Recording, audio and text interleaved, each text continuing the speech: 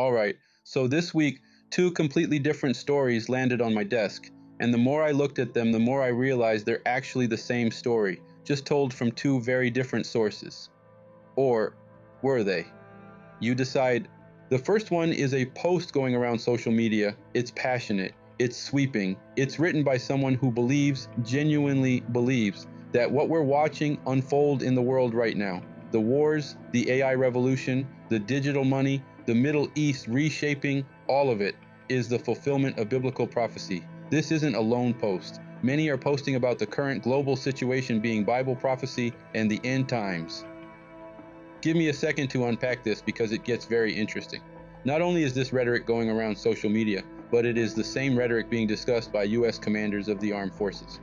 The second story is about U.S. military commanders and complaints, over 200 of them, filed by active duty service members saying their commanding officers told them the war with Iran was all part of God's divine plan, and specifically cited the book of Revelation, which references Armageddon and the imminent return of Jesus Christ, and that Donald Trump had been, quote, anointed by Jesus to start it.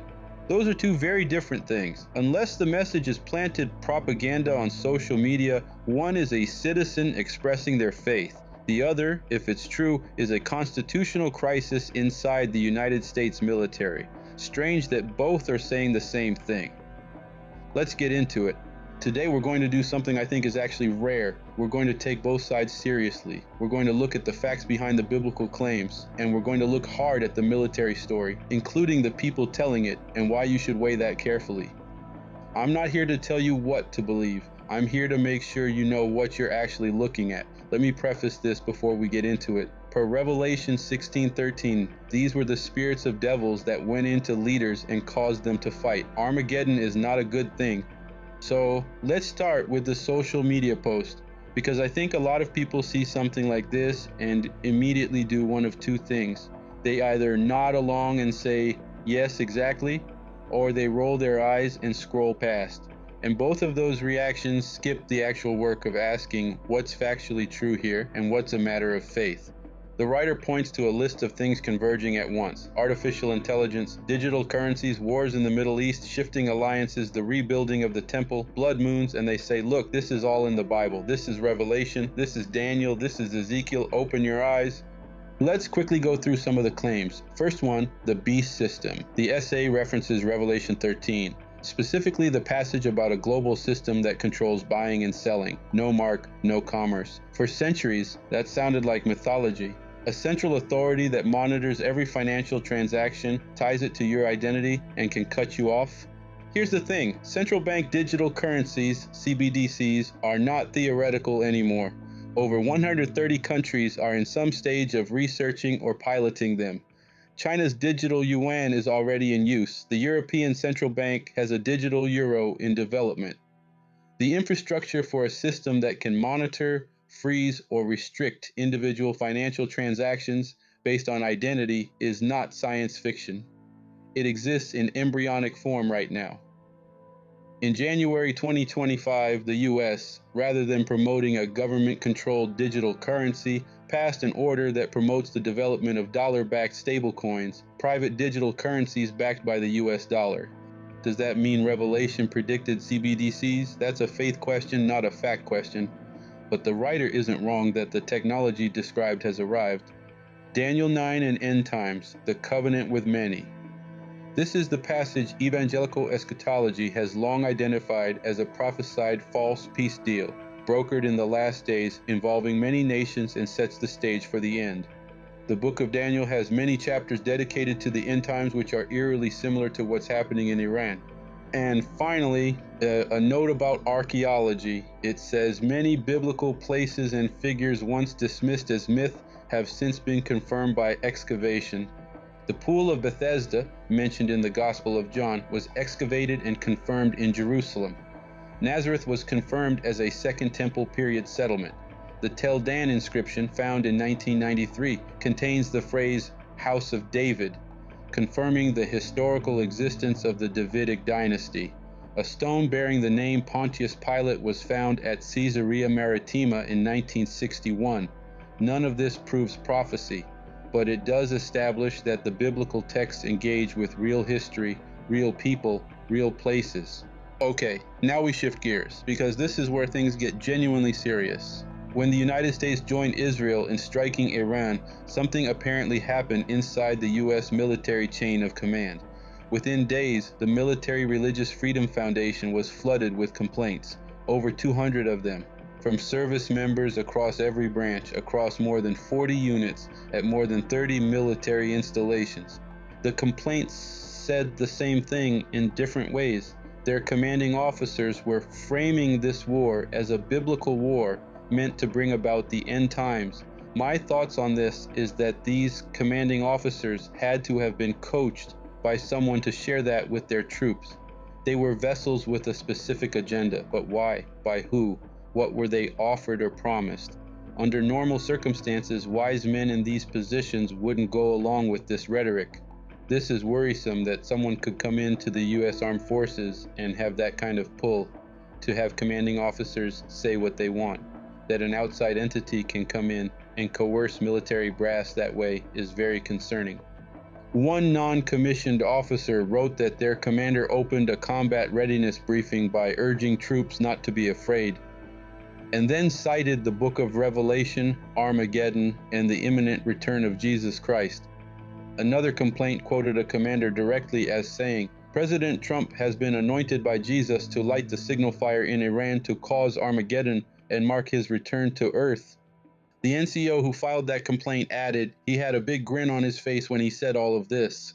Now, before we go further, we need to talk about the sources, because the sources matter a lot here. The organization reporting these complaints is the Military Religious Freedom Foundation, founded by Mikey Weinstein. Here's what you need to know about him. He's a 1977 graduate of the Air Force Academy. He served as a JAG officer, military lawyer. He worked as legal counsel in the Reagan White House. He is, and this surprises people, a registered Republican. But his organization has spent nearly 20 years in an adversarial relationship with evangelical Christian influence inside the U.S. military. That is their mission. They are an advocacy organization. They have a position. They're not a neutral investigative body. The journalist who first reported the complaints is Jonathan Larson, former executive producer of Up with Chris Hayes on MSNBC, senior producer on Countdown with Keith Olbermann, worked at CNN, The Daily Show, The Young Turks. His Substack is openly left of center and openly critical of the Trump administration. So, over 200 complaints filed by actual service members, reported by an experienced journalist, verified by a watchdog with a clear advocacy position, then picked up by the New Republic, Middle East Eye, and others. The Pentagon did not respond to multiple requests for comment. What do we actually know? We know the complaints were filed. We know what they say. We do not have recordings. We do not have confessions from the commanders named. We don't know yet if this is happening everywhere or in isolated units, or if some complaints are exaggerated. But here's what I'll say. An institution confident that its commanders behave within constitutional bounds usually says so. The silence is itself a data point. Is any of this legal? Short answer, no, not if it happened the way it's described. The Establishment Clause prohibits the government, including the military chain of command, from endorsing or promoting religion. The Uniform Code of Military Justice places specific limits on commanders using their authority to shape the religious beliefs of their subordinates. The power differential in a military command is not abstract. When your commanding officer tells you the war you're about to fight is God's plan, you cannot freely disagree. Your career, your assignments, your colleagues all flow through that chain of command. And then there's a larger concern. When you frame an enemy population as an obstacle to divine prophecy, as the forces of darkness in a final battle, you remove the moral brakes, restraint, proportionality, the laws of war. Apocalyptic framing, where the battle must be bloody and total to fulfill scripture, works against all of that. Here's where I want to sit for a minute, because this is where people talk past each other. If you share the worldview in that social media post, if you genuinely believe we are in the end times, then it probably feels natural, even necessary, that a leader who sees this would say so. But in the United States military, you command people who are not you, people who are Muslim, Jewish, atheist, Hindu, people who accept the mission and are willing to go to war, but who did not sign up to fight a holy war, people who cannot walk away from a briefing where their commander just told them God wants this battle to be bloody. The Constitution drew a line for a reason, not because religious belief is wrong, but because institutional power, command authority over human lives, constitutionally cannot be an instrument of any religion. Secretary of Defense Pete Hegseth has held Christian prayer services at the Pentagon. He's invited pastors to lead worship there. He's affiliated openly with Christian nationalist movements. None of that on its own is unconstitutional. He can hold those beliefs. But critics argue the tone set at the top creates permission structures. If the secretary frames American military power in theological terms, some commanders will hear that as a green light to do the same at the unit level. Is that what happened? We don't know for certain, but the complaints say it did in more than 40 units across every branch, and the Pentagon won't say it didn't. So where does that leave us? The world is genuinely undergoing extraordinary simultaneous transformation. Technology, geopolitics, economics, religion, war, all of it shifting at once. People have always searched for meaning in upheaval. The biblical prophetic tradition has given that meaning to billions of people for 2,000 years. That's not going away, and honestly, it shouldn't have to. Whether those things are the fulfillment of ancient prophecy is a question between you and your faith. The military complaints are different. If they're accurate and we don't yet have proof they're not, then something genuinely dangerous happened inside the United States Armed Forces. Not because the commanders believe what they believe, but because they use the power of military command to impose that belief on people who cannot say no. Both things can be true at once. A citizen can sincerely believe they are watching biblical prophecy unfold in real time, and a military command can be legally and constitutionally prohibited from making that belief the official framing for war. The first is faith, the second is governance. In the American tradition, those two things are not supposed to be the same. As a leader, you would never want to introduce things to your unit that would cause strife. Why would you introduce polarizing topics to cause strife when you need cohesion, not animosity? As a former sailor, I'm wondering why would they want to tell their men on the submarine something that may cause a fundamental disagreement between the crew? This shouldn't be the mission.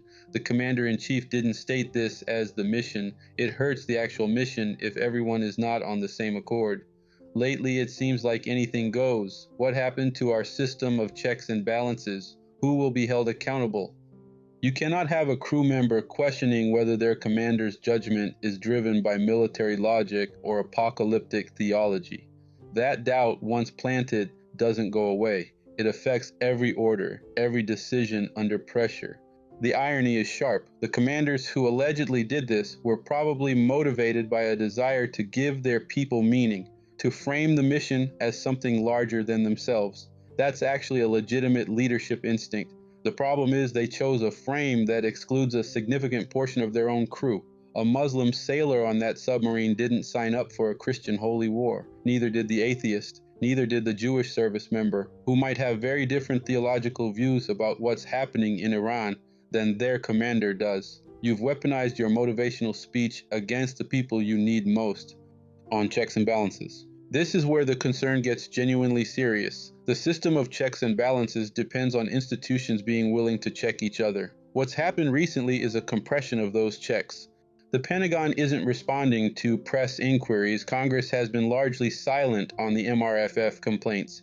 The Inspector General system, which would normally investigate command misconduct of this nature, operates under the executive branch, which sets the cultural tone that may have enabled this in the first place. Military chaplains who are supposed to serve all faiths have reportedly been sidelined in some units in favor of command-led religious messaging. When the people responsible for checking the behavior are the behavior, the system stalls. That's not unique to this moment in history, but the scale and openness of it feels different. Netanyahu has leaned heavily into biblical framing throughout the Gaza and Iran conflicts. When strikes on Iran began, he publicly quoted from the Torah portion of that week, referencing the Amalekites, an ancient enemy of Israel commanded to be destroyed utterly. That's not subtle. He was drawing a direct line between a 3,000-year-old commandment and a modern military strike. Christian Zionist theology in America and Israeli nationalist theology aren't identical, but they've developed a symbiotic relationship over decades. Many evangelical Christians support Israel specifically because of end times theology. Israel must exist and be defended for the prophecy to unfold. Netanyahu and previous Israeli governments have been quite aware of this base and have cultivated it. The relationship runs both directions. Israeli leaders use the language that activates American evangelical support, and American evangelical leaders use Israeli military action to validate their prophetic timeline. So, when US commanders allegedly started framing the Iran strikes in apocalyptic terms, they weren't doing it in a vacuum.